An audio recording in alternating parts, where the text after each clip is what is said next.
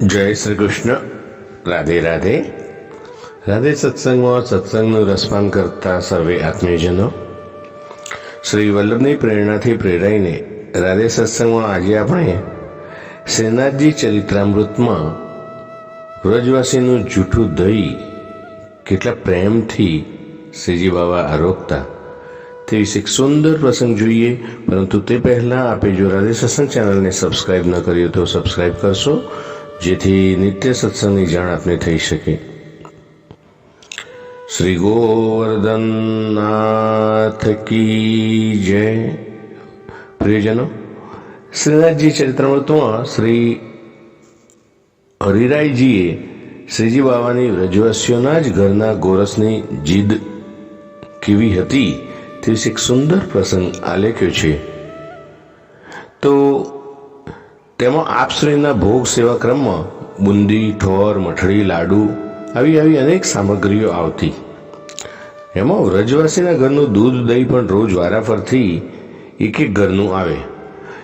એક દિવસ એવું બન્યું કે રાજભોગ આરતી પછી પ્રસાદમાં દહીંનો પ્રસાદ લેતા વ્રજવાસીની દોણીમાંથી રોટલીનો ટુકડો નીકળ્યો. શ્રી ગુસાઈજીને તેની જાણ થઈ કે વ્રજવાસીના ઘરના રોટલીના ટુકડાવાળું જૂઠું અને છોવાઈ ગયેલું દહીં શ્રીનાથજી બાબાને આરોગવું પડ્યું. એ જાણી આપશ્રી તો તેનાથી ખૂબ જ વ્યથિત થઈ ગયા. ફરીથી તરત જ બીજો રાજભોગ ધરાવ્યો અને બીજા દિવસથી કોઈ પણ વ્રજવાસીની દોણી નહીં ધરવાની આવી આજ્ઞા કરી.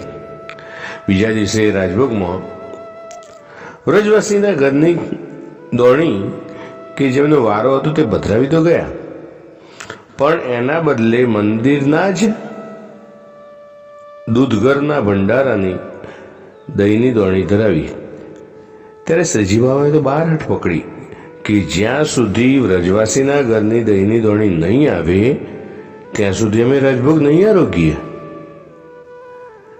શ્રી રામદાસે પ્રભુને સમજાવ્યા કે ગઈકાલે પેલા વ્રજવાસીના દહીંની દોણીમાંથી એક રોટલીનો ટુકડો નીકળ્યો હતો, તેથી કાકાશ્રીએ આજ્ઞા કરી કે હવે મંદિરના દૂધઘરની દોણીનું દહીં ધરાવવું. તેથી પ્રભુ આપ શ્રી સુખેથી રાજભોગ આરોગીએ.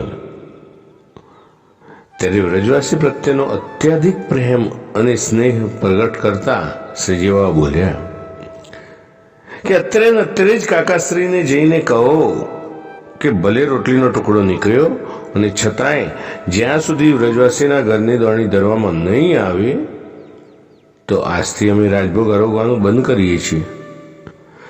આવું સાંભળતા રામદાસ તો ધ્રુજી ગયો અને તરત જ દોડી ગયો શ્રી ગુસાઈજી પાસે. એક શ્વાસે ત્યાં પહોંચી એમને સગરી વાત કરી. ગુસાઈજી પ્રભુએ આપશ્રી એક પરનો પણ વિલંબ કર્યા વગર વ્રજવાસીના ઘરના દહીંની દોણી લઈને અંદર પધાર્યા.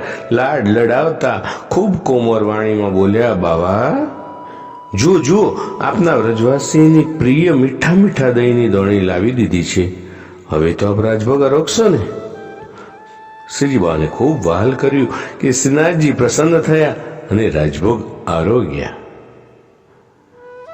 પ્રિયજનો, આમાં વ્રજવાસીઓના શ્રીજી બાબા પ્રત્યેના અમૂલ્ય અત્યાધિક પ્રેમનું મહત્વ દર્શાવાયું છે. શ્રીજી બાબા પ્રેમના ભૂખ્યા છે, તો વ્રજવાસીના ઘરનું જૂઠું અને છોવાયેલું દહીં પણ આરોગવામાં તેમને કોઈ કસર નથી રાખી. તો પ્રિયજનો, આ સાથે આજના સત્સંગને શ્રી વલ્લભના ચરણોમાં સમર્પિત કરી અત્રે વિરામ લઈએ.